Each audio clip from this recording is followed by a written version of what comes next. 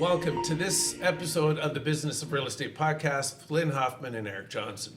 Today we're joined by the Porter family, an amazing team that is comprised of realtor and Min, and they bring also in a unique blend of AI and coaching and team building, and so we thought this would be a great opportunity for all of you to learn from them. So welcome to this week's episode. Welcome, guys. Donald, Julia, welcome to our podcast. Thanks, and thanks for having us. Thank you. And so you guys have a unique, I mean, most of the teams we bring in, Lynn, right, are like, they're both realtors, they're either husband, wife, they're parents, children. So you guys, it's a unique blend. Yeah. So have you ever thought about getting your license? Never. No. I would be a horrible real estate agent, a horrible one. I actually said originally, I was like, there's no way I am ever going to work with this guy. We will either kill each other or get a divorce. And here we are, 3 years, almost 4 years now that we've been working together. And we definitely have our strengths and our gifts, and we just try to stay in those lanes, and it works really well. But yeah, I always say the reason that Donald is good at what he does is because he's extremely ADHD, which a lot of realtors are.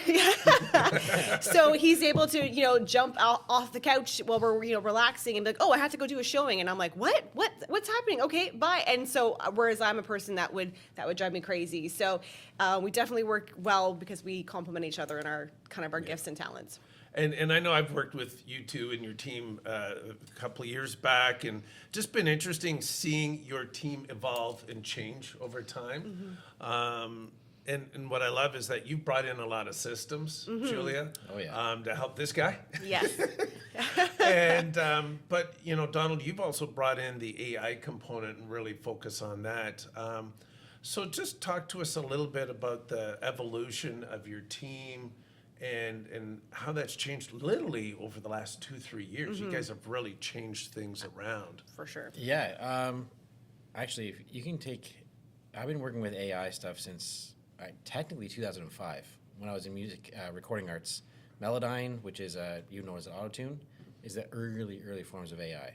But when I first got in the business, just solo agent, do the thing. I was working full time in Toronto. Sold a bunch and realized as long as you put effort into this industry, you can make a good living. And then just things kept going. And then all of a sudden, first year in business, not realizing you got to put money away, and you get that lovely, I owe how much to the government? Are you kidding? And then be like, okay, whatever. That was March 15th. This weekend I got open houses. I can do it. March 17th. Oh, pandemic, 2 weeks. Fine. 2-week holiday. And then you're like, this isn't happening. So then jumping into ad space, my background in marketing, and actually doing things like that actually make it work. And then I was an early adopter to ManyChat. ManyChat's now becoming a huge platform, especially on social media, to respond and in the DMs. And I was creating basically spider webs in my spare time just so I can create the ads, bring in 300 to 400 leads a month, and then have them filter through. So I only dealt with 6, and then of the 6, 5 would convert. And I had sold 67 houses my second year in the business because I changed and we pivoted. And that's, I think, the entire story of our business is always, you can't just steer a ship in the same direction. You got to pivot when needed. And so I just brought on more agents and more agents. My goal was, hey, what if I bring on an agent? I don't need to make it rich off them. I'm still selling. But if I can cover my expenses, if I can having them helps me cover my expenses so I can buy back time. That was always the goal. And I did it the wrong way so many times. I honestly, I failed. I failed more than I succeeded. And when Julia came into the business, everything started changing. She comes from a background of addictions and counseling, which is great for us real estate agents, basically. Perfect. Exactly, right? Yeah. So I think if you're going to start a team, you just need to go talk to an addictions counselor and start there. But she came through. She worked with developmental disabilities, people who are very low functioning disabilities, and help put them on a plan where they can communicate better. I remember the story of her telling me about one of her people that she supported that for the first time ever in their life, they were able to order a Subway sandwich. And between a kissing noise and a moaning noise, they were able to communicate yes or no for toppings. And I'm like, oh my goodness, that would take me, there's no way I would even have the patience to go through that. As you're like, this is what your job is. Nah, I'm out. She stuck it through it, and over months of training, got this individual to be able to order a sandwich, which is, like, just sharing that was amazing. So she was able to take all the chaos that was in my world and start breaking it down. And no, we need to systematize this. We need to, this piece. We didn't build it in a day. Like you said, It took 3 years. It took 3 years Yeah. to build. And now our business is completely automated. So obviously not the human interaction. That should never be automated, or an AI should never step into that space. But between AI increasing its in technology to all the systems, and we have 8 virtual assistants, everything just goes. I can sit there at a home evaluation, do what's called prescription selling, and that is sit there, go through everything that we're doing. Instead of me just saying, I do all this marketing. No. I'm going to show you what marketing we do, and I'm going to take you to my checkout page, and I'm going to do a checkout with you side by side, and I'm ordering all these pieces. And at the very end of it, all I do is hit send, and it sends to Julia and Donna, one of our amazing VAs, and 70 to 85 tasks get assigned all instantly from that. And that's where the AI sits, is in the systems section. So I guess in a very roundabout bunny trail ADHD kind of way, the team was originally organized to help offset costs. That's all it was. And buy back time, because selling... Which it did not do. It did not do. No, because No. we didn't build the pillars to get it there. So that's really where our big pivot came in, because when I started working with Donald, I just wanted to like slide in and be like, oh, I'll just do some of the listing coordination, keep a low profile. But we were in an extremely reactive mode with our clients, and nothing was proactive. We were always just putting out fires, dealing with drama, dealing with whatever, and it was chaos. And so Donald kept saying, we need a system, we need a system. And, we had brought on people, they were in the wrong spots. We weren't the leaders that we needed to be to move it forward. So that's really where we looked at, what do we want from this business? And this is the phrase I always use, it's redefining your rich. Mm-hmm. So what do we actually want? We were told and led to believe that having a bigger team, having more agents was what was going to give us that next level. And it was the complete opposite of that, right? So I started off with a checklist for our system, just a running Google Doc checklist. And it was extremely hard to follow.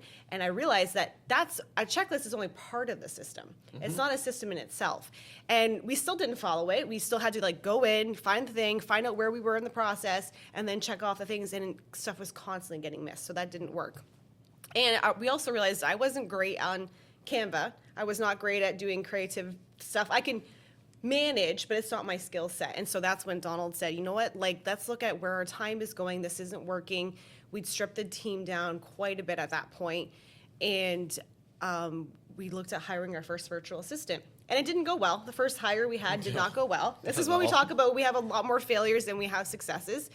But we always learn. We always learn from it. And we realized we didn't want to hire a virtual assistant from a company. We needed to hire somebody that was really invested in what our vision was and what our business model was. And we hired independent contractors from that point on. They weren't part of a big corporation kind of thing.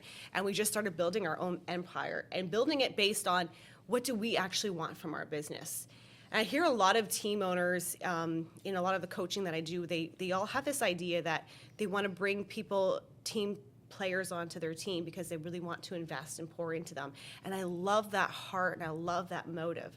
But I have this conversation with them where you need to build a system that's going to actually get you what you want from your business. Otherwise, you're doing this for charity. So if you want to do it for charity, then that's amazing. I love that. But there's probably a lot of different things that you could do to help your community that you may want to spend your time on.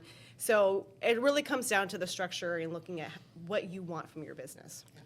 I heard several things there. Oh, I know. Jot them down. And this happens quite frequently with teams. They do think that the more bodies they have, Yeah. the better. Oh. Yeah. And that is absolutely wrong, as Yeah. you've found out. Yeah. But you need the people in the right spots. Yes. And quite often, we put people in the wrong spots. Not that they're wrong, not that they're bad. Exactly. It's not that, it's just they're not in the right spot. Yeah. And the team leaders are responsible, in my mind, Yeah. for knowing where best to put them. Yeah. But to know where best to put them, you have to know where best your plan is going for your business and how you want to see your business. And I think that's missing so much. And the other thing is, you said it, and there's a lot of other famous people say they fail more than they succeed, because failing is how you learn. Yeah. Oh, yeah. And I love to hear you say you're failing, because that means it's not a failure. It's a process of learning. Yeah. But I have a lot of people in my world that don't like to say they failed. Yeah. And therefore, nothing really ever changes. Actually, And they blame, the other Everybody. thing I was gonna say, they're blaming the other people, but, and I'm gonna go against what you guys all said, was that sometimes we have the right people, but in the wrong spots. And in real estate, there's really not wrong spots, right? Because I can bring on an agent for a team, that the question is, do I have the right systems? Yeah. Right? Yeah, that's true. If, and we've talked about this a couple episodes ago, we were talking about different ways to do teams, sometimes it's partnerships, but really it's knowing, I think, Julie, to your point is, what do I want? And then, do I have the right systems? Because I found that in coaching team leaders is that a lot of them got into it by accident, meaning that, oh, they got busy, let's Yeah. just bring on people, Yep. but we didn't plan it. Yeah. And so we didn't have the right systems, or understand, I think in a lot of times they bring on the wrong people because they just bring on anybody and then saying, "Ugh, you know, this is a newbie. Yeah. And I really don't have the time or inclination to want to train them. Yeah. So Yeah. sometimes I have to bring on experienced agents, but provide the right systems. Right. So I think from that aspect, it's more, do I have the right systems? And you've done that. Yeah. And you've realized, and I remember being at a teams conference where all these top teams on the podium were all saying, we blew up our team and restarted from Yeah. scratch. Oh, my Yeah. goodness. And I know you guys have done that. Yeah. 'cause Several times. I've Yeah. seen, I've seen there, been there, helping out at times, but Yeah. I saw you guys Yeah. sort of redo it, build the right systems, Yeah. and then find the right people for those systems, Yeah. right? I'm gonna clarify what I meant by putting That's people okay. in the wrong spot. No, Yeah. because it builds on what you're saying. I have watched a lot of team admins who don't work well on team A. Yeah. But that same person goes to team B and they thrive and they do fantastic. Yeah. It happens all the time. Yeah. Same with agents as Yeah. well in Yeah. that thing. But I think it's, to your point, it's more about the structure that they now find themselves in that they didn't have on team A. Well, Yeah. Yep. even with our virtual assistants, the reason first question we're always asked is, why do you have 8? There's the real estate side. There's myself, and we have Chelsea. It's not a huge team of agents, but yet we have Julia and 8 virtual assistants. Like, that's super admin heavy. But the reason for that is when you start going into virtual assistants, you need to, if you're small and you're considering it, you need to realize there's the admin side, and they need to have good English, and then there's the marketing side, and they don't need to have good English. And so you can't expect someone to be really good at TC, transaction coordination, or all your paperwork and stuff like that, as well as being a whiz on Canva. That is essentially 2 different sides. And so when we have 8, we say we have 8 virtual assistants, every single one has their own lane. There is some cross training, so if someone's sick, we do have a lot in the Philippines. We have some in Argentina and Nigeria. If there's ever typhoons, because they are brutal in the Philippines, but the Philippines work so hard that they do. I can't describe until you have a virtual assistant from the Philippines and you actually get to see how much they care. It's like, this is unmatched. But there is some cross training, but they mostly stay in their lanes, and that's exactly it. It's right seat, right bus, absolutely. And there is the other part. They each stay in their lanes, and not dissimilar to what our brokerage has done with its leadership. We have made our leadership more specialized. Right. Instead of having X number of people that are good at a little bit of everything, they're specialized in what they do. And again, to your point, I Yeah. think that's, but again, it all comes down to, you have a system, you had a Yeah. vision. Yeah. I gotta say one thing to everybody. Before I got to know you even better, and you've been around for a while and have not really known you that long, but every time I ask somebody about you, they all say the same thing, and that's everything that you learned, everything that you were told, everything that has been brought to you, you've taken it, listened to it like a sponge, absorbed it, and then gone and done it. And whether it's worked or not, you keep doing it until Yeah. you get it refined. Yeah. Exactly. And you said something about effort. You said you jumped into this and you figured out if you put a little effort into it, Yeah. it would do well. There's not a lot of effort No. going on around Yeah. our Oh, industry. my goodness. So I'm going to say Yeah. that. Yeah. So the fact that you say if you put some effort into it, what it will do, there's the whole Yeah, Well, nugget in this whole podcast. yeah. But applying, you took Apply. it and applied. one of my And favorite made quotes, it made it your own. Like too. the Yeah. sponge, Yeah. like Yeah. the sponge. one of my Yeah. favorite quotes is the acquisition of knowledge will equal enjoyment, but the application of knowledge will equal fulfillment. There's another way to say it. Buffini, are you going to use the Yeah. Buffini line? Yeah. What's it- Education without implementation is purely entertainment. Yeah. Yes. Yeah. It's the same Yeah. same sentence. Yeah. So you get these people that go and learn and learn and learn and learn and don't put any effort into what they learned. Apply. Applied. And I think just to contrast that a little bit too, a lot of agents that we're talking with though just also don't have the skill set to do that. So they get stuck, like I'm an integrator, Donald's a visionary, so we 100% fall into those two categories. And I always say Donald has like 12 new ideas by lunch. And he's like, what about this? What about this? And he never stops. He never stops. And so my job as an integrator is to break down, you know what, Donald, that's a great idea. Probably we're looking at that to be a summer project or maybe even a next year or down the road. Or maybe it's something that we can implement and get that right away. And then I put that into my system. Like, okay, whose role is this? How am I going to assign this? Get this off my plate and get it onto someone else. Automate, delegate, eliminate is what we look at our business all of the time. Because again, we're crystal clear on what our goal is. And our goal for this summer is we just bought a camper trailer and we want to go camping. We want to spend time with the kids. We have a 5 and 7-year-old. And so when we're crystal clear on what that looks like, then everything else is just around, like the pieces are all just kind of falling into place. So a lot of the times when we are stuck, we're bottlenecked on, okay, I know I want my business to have a better system, but a lot of people just actually don't know how to build that. And so when I talked about earlier when we had people in the wrong seats, we had an amazing admin team. They're incredible people, but they actually didn't have the skill set to build a system. And it took me 3 years to figure out how to build the system that we wanted, that I could hit one trigger and have 70 tasks assigned and have my team will talk amongst themselves too, where it's like, hey, Marfa, I just triggered that cancel and relist. Did you see it? She's like, yeah, I already got it changed on Facebook Marketplace and we already have it stuff. And I'm just watching this chat happen. And it's like, I'll tell Donald, I love this. I love it. Because my team they already know what they're doing. Even last year, we were away camping and reception was brutal. Every once in a while, we got reception back into the campground. And we're like, boom, we got all our updates, a little anxiety being in real estate, and we have a bunch of properties going. But when Julia got all the updates, when we went for a little hike, we're like, oh, we got updates. Guys, we're going to stay here. Like, the bugs are getting us. We're like, that's fine. We're going to sit here for a couple minutes and catch up. Mommy and Daddy own a business. So, but, Yeah. This is how it goes. but then when Julia opened up her chat, she's like, wow, all this stuff happened. Like, oh, cool. I guess the conditions are fulfilled and my team's already in my inbox and processing the paperwork. That's fantastic. Sold a house. But we did it because now I didn't have to, the only thing I was delayed on was telling the client that, hey, conditions were filled a day early. Congratulations. But it was actually running, and we actually sat afterwards and we were sitting on the beach and we're like, I feel guilty that we're not working so hard. I'm like, but this is what we built. This is what we've built and this is what we've done. And so now it's purely automated. It's actually better than if I were to do it myself.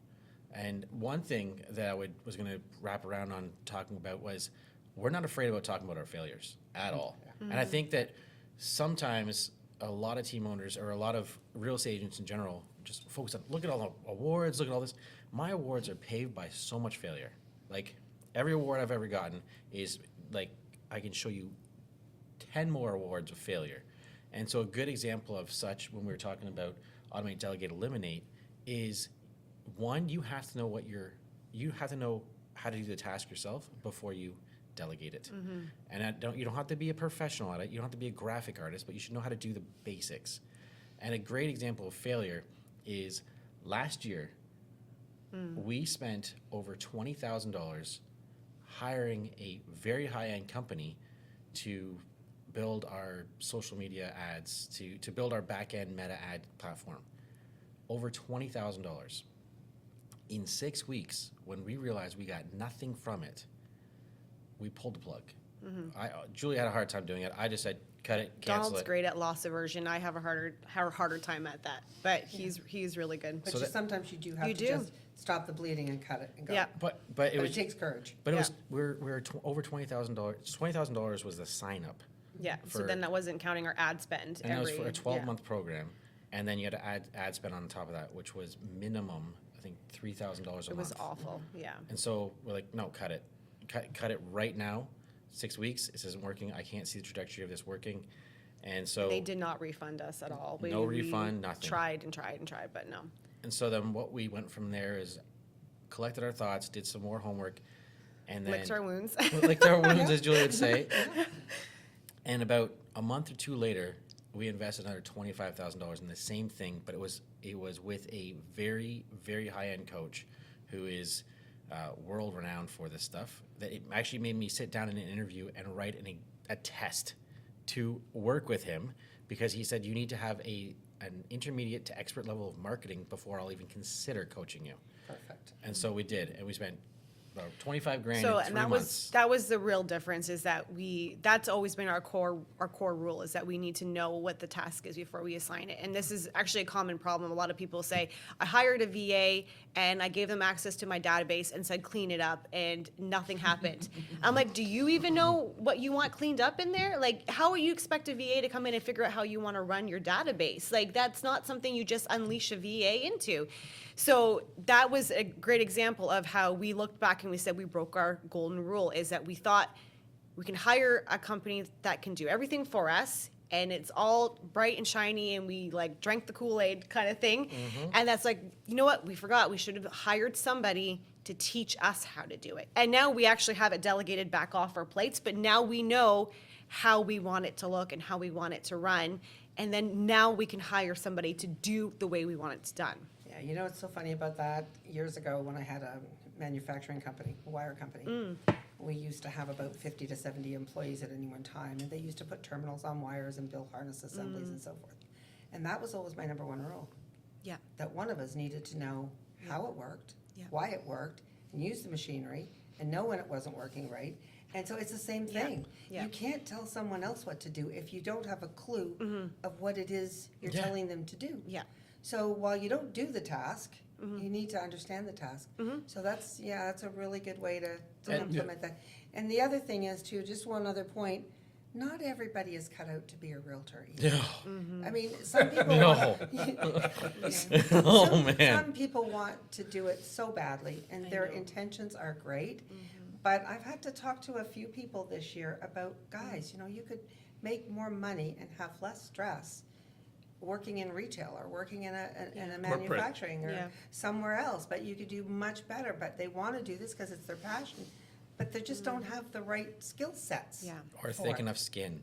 Like, All of the above. I just put a post up the other day, but I sat down at a kitchen table about 3 months ago now, and sat with them. They were comparing me with somebody else, very common this day and age, which is great. I encourage it. I went through our marketing plan. I went through all of it. They saw every aspect of our marketing, the digital ads, the retargeted ads. I showed them all of it. And they're like, wow, that's really good. Thank you. And then the next person comes in. And when I follow up, I just say, hey, just want to know, I'll just use your name, Eric, just as it's not you, but I know it just so I don't just so I don't slip up and say the wrong and put someone under the bus. But I'm like, okay, Eric, just wanted to see where you're at. What's your timeline like? Like, actually, Donald, thank you so much. We went with a different agent. She's a bit more attractive than you are, and they said that we'll list the house higher than what you mentioned. I was like, okay, well, all right. I showed you all the comparables, and like, there's literally the exact same new build house down the street for this. Okay, you want to go 80,000 more? Sure enough, 2 months later it comes by, and I get a phone call as I'm driving. I was like, hey, how's it going? Thinking, all right, calling me to, hey, what's going on? Maybe you're right. No, they went off the rails. They just yelled up and stripped me apart because the house hasn't sold, and I gave them a false sense of reality of what selling a house looks like with a real estate agent. The agent took cell phone pictures for their listing. You're talking an $800,000 house. Well, $750 if you ask me, but an $800,000 house, and they took cell phone photos. It's like there was no ads, there's no booklets, there's no. Like, I try to tell you you're hiring the marketing plan from that agent. That's what you're doing, and yeah. So a lot of agents would get that to be like, I would just hang up on them, like, and what, damage your name even more? Yeah. So it's like you gotta be able to like, all right, let's laugh it off, cool, shake it, kind of crazy, but. Keep going. Yeah, you have that thick skin. You have to keep going. One thing I do want to touch on, you mentioned, and I wanted to get sort of your opinion, Julie, and then we'll go to Donald in terms of the AI, but on the admin side, and it was interesting, the one course that I teach, the Mountain Method, is 100 Days to Peak Performance. Right. I'm just going through this with a cohort right now where we talk about what is your unique ability, and then we have the framework called ADORE, right, which is basically I'm looking at, okay, what can I assign, right, or automate, delegate, outsource, replace, or just overall eliminate, right? And so it sounds like you're doing that with your people, but let's talk about the agent out there right now that is saying, hey, they're looking to get started. Yeah. So when it comes to systems, for somebody just starting out, what advice would you give them? What systems do you think they should focus on at the beginning as they're starting to put together their systems? Because obviously they can't do everything all at once. can't, no. They got to start somewhere. So what would you recommend? The number one thing I always recommend is hiring a bookkeeper. It's the very first thing. And that's the only thing that we don't have in the Philippines. We have a Canadian bookkeeper and she's fantastic. But I can't tell you how many people tell me they have a looming pile of receipts. They have a desk drawer full of receipts. A bookkeeper is actually not that expensive. You could do one lease and pay for an entire year of hiring a bookkeeper. And you want to make sure you're compliant. And the CRA is a real thing. And, we found that Yeah. out the hard way. Many So times. if the very first thing you're going to delegate off your plate is a bookkeeper. And the best part about hiring a bookkeeper is a lot of times they should. If they don't, they then find a different bookkeeper. But they already have a system. So you don't actually have to build that system. All they're going to tell you is, send me this, connect you with this, and then now that's off your plate. So that's a huge stressor that's already off your plate. They already have a system for it. And the next thing I would tell them is just start running that checklist, like how I started with a Google Doc. Have it open on your computer. So when you're doing any kind of your listing system and you're going through, you just jot every single thing down. Oh, I just installed the sign. I just installed the lockbox. Where am I storing this lockbox code? Is it in a text message? Is it in, my email? It should all be in one spot. So I can't tell people like, oh, I can't remember where that lockbox code is or whatever else. Like it needs to all be stored and organized in one spot. So that's really how you just start, is just everything that you are doing needs to be tracked. And then you can build it into an automated system and start looking at, okay, well, this is, when I build my systems out for my clients, we're going through and it's like, okay, this is something we could have an admin do, a marketing admin. This is something we could have, you're just literally going through and putting in parentheses, admin. And now you've built out an entire system of things like, this is my job description. And now I know that I really need a marketing person, or I really need, a TC, a transaction coordinator, because you can clearly see in that document where the biggest gaps are, where the biggest bottleneck is. And then you just kind of slowly start to build this admin team. We're really focused on building your structure so that it's not necessarily agent. Everyone's thinking that needs to grow as agent to agent, but we really focus on having the systems and the VA so that we can live the life that we want. We don't want to have extra phone calls and extra stress. And actually the doctors told Donald back about 4 years ago that his heart was in so much state of stress, that he was heading straight towards a stroke or a heart attack.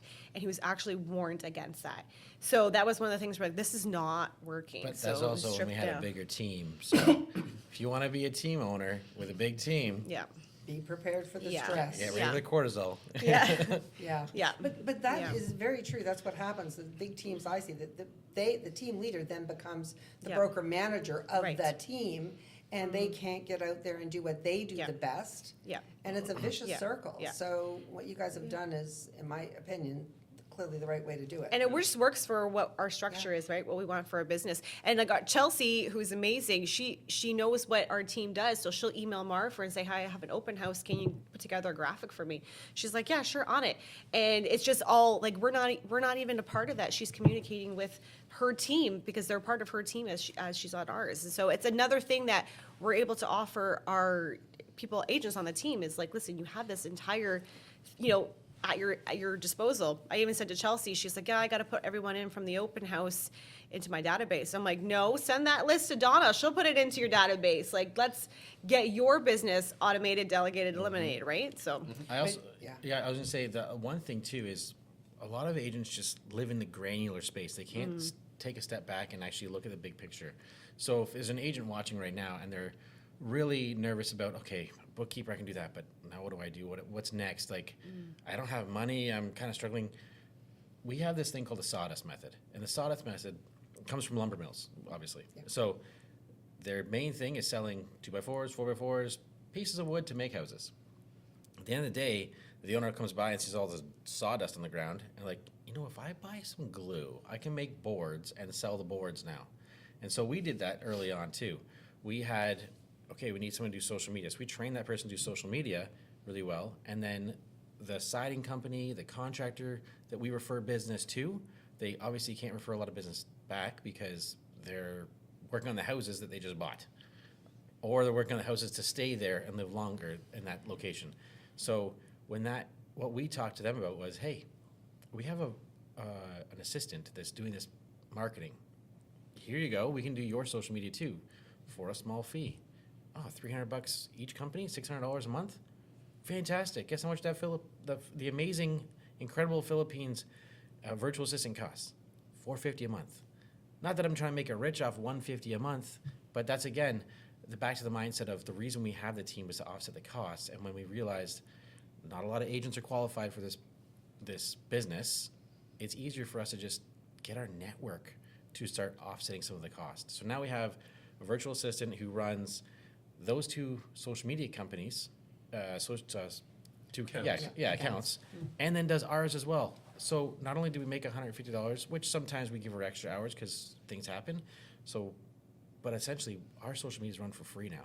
Yeah. So if you have that Sawdust Method and you start thinking in that direction, like a business owner would, not as a solo agent looking for the next paycheck, then you can actually start to move the needle and start, hey, I just got this figured out for free, because your team doesn't need to be you and a ton of agents. Yeah. So No, definitely. Just thinking outside the box. My when I brought my first horse home to the farm in Burlington, first thing that happened was I had a horse that was eating his at a house and home. Yeah. So my dad said, "Well, let's clear up another 2 stalls and put 2 boarders in." Yeah. So now the boarders are paying for my horse. yeah, exactly. I mean, it's simple. It's the right thing to do, but I don't know how many agents are actually looking at implementing those things to offset their costs Yeah. And it's in going a to be completely different way. And it's going to be Yeah. more and more important as this industry continues to change, is keeping that bottom line as low yes. as possible.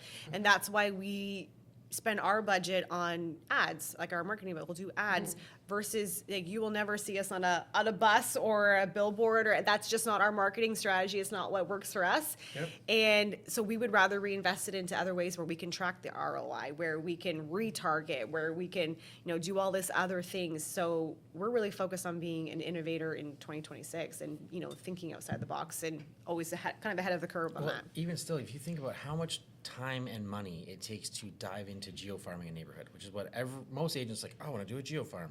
Like, you get that, at least 50% of the agents out there will say that. It's actually free now. So when you go to a house, you put your location services on, turn that thing on your phone. It should always be on your phone when you're taking photos of houses. Take a photo, make sure it's on the geolocation because it pins down. So if this is the house here, you can stand in front of the house, take a photo of it, open house, or if it's not yours because you're trying to grow your business, just bought, just sold, whatever it is, just listed, you take a photo here and you post that to your Google My Business, which is searchable by Gemini as a post, not a photo. And it's got your geolocation on, so it pins you here. You do the same thing when you cross the street at this house and you take a photo at that one.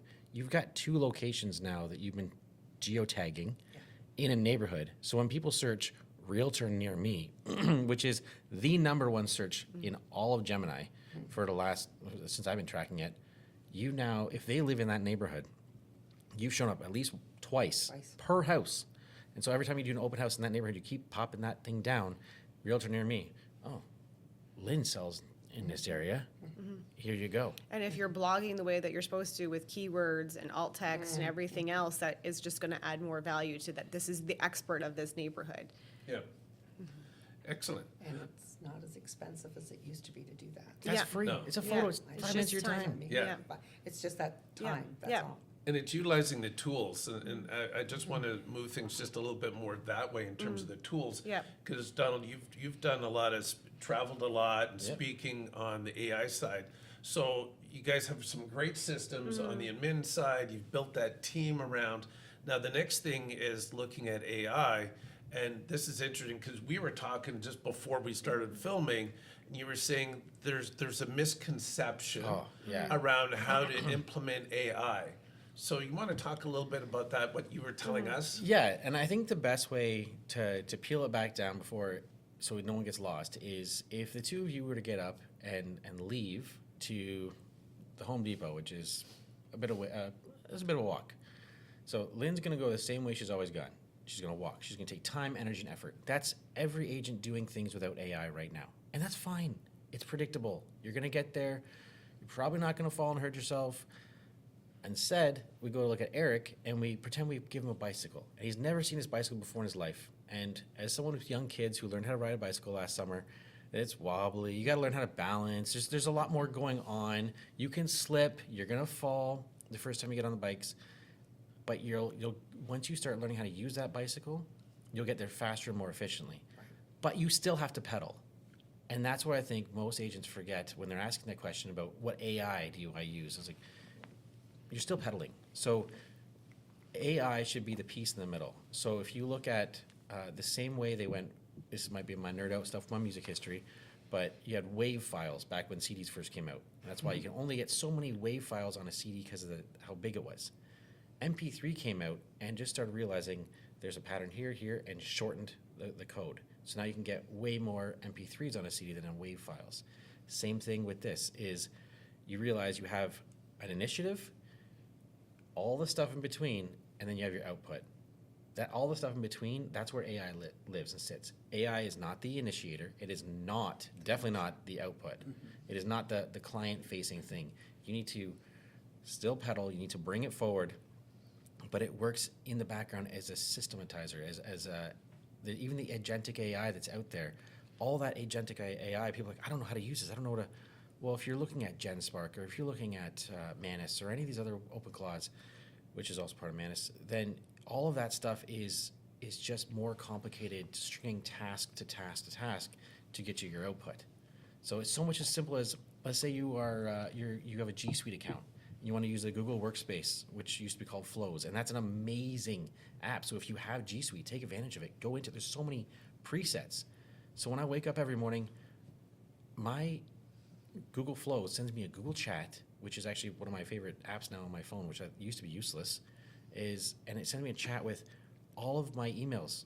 It reads all of them, and then it prioritizes the ones that I need to hit right away.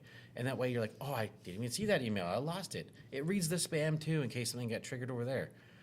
So something like that that's where it lives, is to help with not missing things. So it's a great tool, and so you've utilized it for more than that. Yes. I mean, obviously, that component is that, okay, I need to be more efficient when I'm doing my tasks, such as, checking my inbox, etc. But you also go into like the marketing, the open houses. You've talked at, I've seen you talk at events where you talk about how you can automate a lot of that open house. Oh, yeah. Somebody comes in, rather than, so if you don't mind, like just Yeah, very briefly, we don't need to go into hard detail here, but just sort of that concept of, I walk into your open house. Yeah. And so what happens? First things first is I instantly am disinterested in you because there's commission breath out there like crazy. Can you sign this? So you got to sign in. I need your phone number. I need your email. We're going to start this No, it's you come on in and say, hey, name and license plate. What? Why license plate? Who are you? I'm not the police. This is only for insurance. You don't have to give me your name. It's fine. I see what vehicle you're getting into. I'll write that license plate down. If anything goes missing, you're suspect number one. So don't worry about it. Don't. No. Fine. Here, Eric, just do it. Here you go. Cool. All right. No problem. All I care about with that though is one, insurance, but two, I want to see you write down the name Eric. So then I can put a face in the name, which don't do great, to be honest, but at least I can kind of get a heads up that way. You're walking around the open house. I'm here to host you. I am the host of an open house. I'm here to host you to have a good time at this house. And so you're going through, you're checking it out. I completely take it away. It's like internet dating. We met online actually. So if I had sent her a message like, hey, how many kids do you want? Do you want to get, like, what's your timeline for getting married? She'd be like, you're weird. No thanks. Instead, you just joke around with them. You build a relationship. This is a relationship-based business. If you want AI to come in and replace you, then get rid of the relationship because it will, no problem. But when they're coming through and they're walking around, you're asking them questions. Just not even about their journey because they're so programmed. Like, oh, you're trying to gather information so you can use it and say it. No, hey, I see you got some Puma shoes on. You watching the World Cup coming up in Canada, U.S., Mexico? You start leveling with them because people want to shop with who they're friends with, right? So you do all that, and as they're walking around, hey, if you want more information about the house, I've got a QR code right here. You can scan this for your feature sheet. Or if you want a hard copy, I got that too. I'm adding value. Everything that I do in exchange for your attention, in exchange for your information, I have to add value. Mm-hmm. And so here you go. They scan the QR code on the feature sheet. Guess what? I got Meta Advantage AI all over you. For the next 6 months, I'm following you. But I'm not just following you, I'm following you and 10 of your friends because it does a lookalike audience. And then the next thing I do is I have a QR code on this side. Eric, it might not be for you. If you want, you can scan this QR code here. I put together a list of things based on wherever you are in the market. If you want upsizing, downsizing, it's just information. Scan it, don't scan it, I don't care. What will happen? They'll scan it, and it'll say the 5 different segments of the market, not tenants, because I don't really care to follow up with them. I love them all, but no thanks. Yep. First-time buyer, home upsizer, downsizer. But it's not worded that way. You new have investors, it, like, and then new to the area. And it's obviously worded in a way that like, oh, I would love that. But in the back end, as soon as they click on that, the tag gets segmented. So they're segmenting themselves instantly. The next page is where are they in the process? New to looking, or I'm already working with an agent. If they're working with an agent, it goes to a disqualification page, which they cannot go forward or back. They have to exit the program. And most of the time they end up there and they say, well, this is a scam. Like, did you say you're working with an agent? Yeah. Well, then you have to talk to your agent. I'm not poaching. There's an ethical guideline here. I can't overstep. Well, I'm not actually working with an agent. And then I instantly get them. Oh, so you're telling me you want to start our relationship off on a lie? Okay. And I just give them a hard time, tease them out, because they're not used to that from agents. Yeah. Agents are like, oh, I need your money. I'm so desperate. No. Then scan it again, then they put their name in there. When they put their name in there at the end, the name, there's a spot for phone number, but it's not mandatory because if they hit autofill, I'll get it. If not, I just get name and email. And then what happens right away after that is exactly what happens to everyone who goes to a clothing company, to any retail location. Mm-hmm. You go to Lululemon, hey, do you want me to send you the e-receipt? Sure. They're adding value. No more paper, I'll just send you the e-receipt and you can return this no problem because it's on file. Okay, so you do that. What happens? You get your email receipt right away. That piece that you asked for, value right away. So for me, I'm gonna give you 10 minutes and then you're gonna get the PDF because I want you to still enjoy this open house. I don't wanna just, boom, it's in your inbox right away and now you're distracted from the house. No, it is a 10-minute delay. And then what happens with the company? You went into Lululemon's and you bought athletic pants. Guess what? They're smart enough to know that the next day you're getting a coupon or an advertisement for athletic shirts because you got the pants. Yep. So in the very next 24 hours, you're getting when you wake up in the morning, you've got an email for something else of value within that segment of the market that you asked for. And then over the next 5 weeks, you got 12 more emails with more value, more PDFs, more things, more directing you through how I help that process through the pipeline. And then what they'll do is they'll just call me. My phone number's at the bottom. As I go through, there's neuro-linguistic programming through all of those emails, and then it gets hotter, cold, warm, hot for the email marketing. And by the end of it, it's here's my calendar, book a call. And most time they avoid that, but I will get phone calls out of the blue. And so now I don't take any call as if it's spam. I'm like, oh, it's probably spam, but it might not be. So then I answer the call, and away we go. So it sounds like what you're doing, then, correct me if I'm wrong, but they're coming in, basically I'm scanning, I'm getting information, but now you have that ability to not only target myself, but some of my, Friends? you know, my friends and family, whatever, my contacts. So there's that extra advertising, which when it comes to, and my guess is that when it comes to marketing this house, it's getting pushed out to more people, so you can, your selling point to a client is that you can push it out to more people, even those you don't know, Yeah. that are not necessarily in your network, and then you can automate a lot of the messaging and follow up and drip campaigns. So basically, like you said, it's that middle, the funnel. Yeah. So you've taken AI to automate the funnel so that you don't have to have hands-on. And like you said, at the end, now I'm taking the calls, or I'm dealing with the ones who are ready to buy or, you know, look for another home. So like you said, that first part you had to advertise. You did it to get them in. You're talking to them at the end, but in the middle, you're using different components, AI components, to manage that funnel. Yeah, and with technology and the way AI has come into our life, and the consumer has changed from an educated consumer to an entitled consumer, the 11 touch point rule has evolved.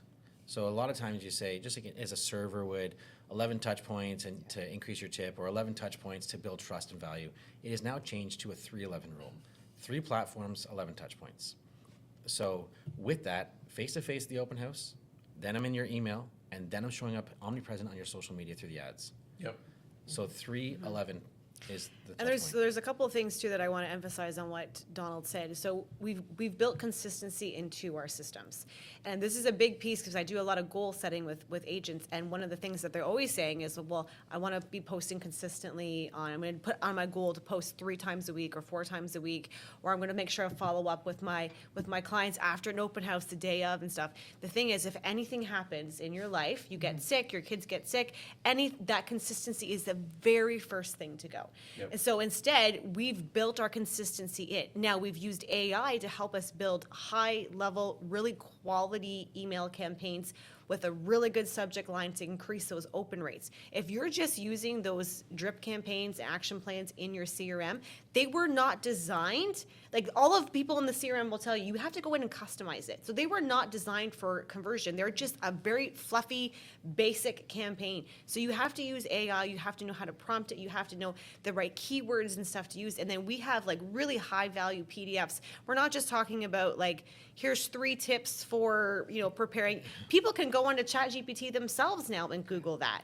So we're talking about really, and we're going to connect you with people. We're going to walk you through, we're step by step. Here's all the value that we're giving you. And those were all designed for open rates. And then exactly it. Now, Donald is the person, please. So this is my little rant. When we were at a conference in Vegas, and one of the agents very proudly stated that his number isn't anywhere on anything. He's removed it from any kind of platform so that no one can ever get a hold of them. They have to go through an ISA and a whole system and a whole process. And people were like, wow, that's amazing, well done. And in my heart just sunk, and I was like, you're not smart. Because in my mind, I'm like, what have you done? You've taken the piece that actually people want to connect with. You've removed it. I want to be able to get a hold of you. So like Donald said, his personal cell phone is on everything. Donald is the one that's following up with the clients. We do not automate, delegate, eliminate that. We've eliminated and delegated everything else off our plate, so he has more time to connect with those clients. And we refuse to unleash AI into our database. We refuse to do all of that stuff because that's the connection. That's the value. We don't have a showing agent for Donald. Donald does the showings. because that's where he's building that relationship and that trust. And the more AI comes in, the more this is going to be becoming important for people. Yeah. Very interesting. Actually, the very first time that this ever happened, I was driving over to Skyway. I remember exactly where it was. Driving over to Skyway, a little bit of traffic, going to Burlington, and call comes through. It's a 212 area code, New York. I'm like, oh, this is probably a scam, whatever. Answer. Very, very thick accent comes on the phone. Hi, is this Donald? Yep. What can I help you with? Do you sell real estate? Yeah, I do. What? I'm busy. What? I'm not busy. I'm in traffic. No, yeah, I'm busy. But what can I help? What do you need? What's the short version? Oh, I'm so sorry. I have a house in Stony Creek that I want to sell. My company has relocated me permanently to New York. Can you help? Oh, yeah, I can. I'm so sorry. I thought this was a scam. Oh, because of my New York area code. Like, yeah, that's exactly it. So then we go through, and sure enough, he did buy in the absolute peak. So we turned it into a lease, just because it's made the most sense for him. But again, I was driving, and a random cold call coming my way was the first time that happened, and I was like, oh, oops. So now I'm a little nicer to the cold callers until I realize it actually is a cold call. Yeah. Very interesting. Yeah, those calls are fun.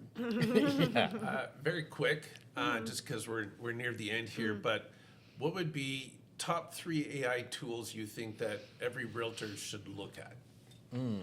If you have any admin, any form of person offsetting your systems, like we talked about, Comodo would be 100%. Comodo AI is probably our most used.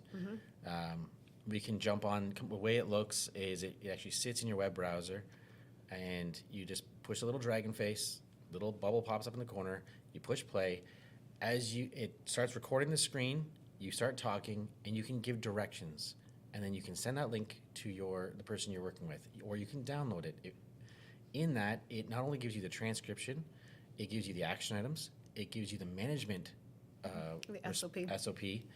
And it does all of that for you. So in 3 minutes, when we're like, oh, this is what Marfer needs, or this is what Donna needs, or one of our VAs needs this, jump on, show them exactly what we're trying to do to help train them better and communicate better, and then send that off. And Comodo we actually got a sponsorship on that one because we use it so much, and I think it's amazing. And when we go and speak, I was like, hey, how can I give other people discounts with this amazing program? I appreciate you guys. So that's one. Comodo. Comodo, you said 3 of them? Yeah. SEMrush? SEMrush would be another one. SEMrush is great if you want to get into blogging. So Okay. if you're doing social media or blogging of any sorts, SEMrush tells you exactly what people are searching. So even with my property descriptions, that is something that's searchable. That is a searchable piece of content. So I've seen that tool. I've looked at it just recently, actually. Yeah. so It's really SEMrush. cool. So when the one thing that's crazy is great room, family room, living room. They're all the same room, really. But which one's trending this week? Yes. And sometimes, like right now, family room is trending really low. Great room trends really, so far in the last 2 years of us tracking this, great room tracks really high in the summertime, and living room tracks really high in the wintertime. Right. So Okay. when you're putting out your house that you're selling, keep that in mind. And then I'd say the third one is some kind of large language model to help you through the everyday tasks, whether it be ChatGPT, Claude, Gemini, something like that.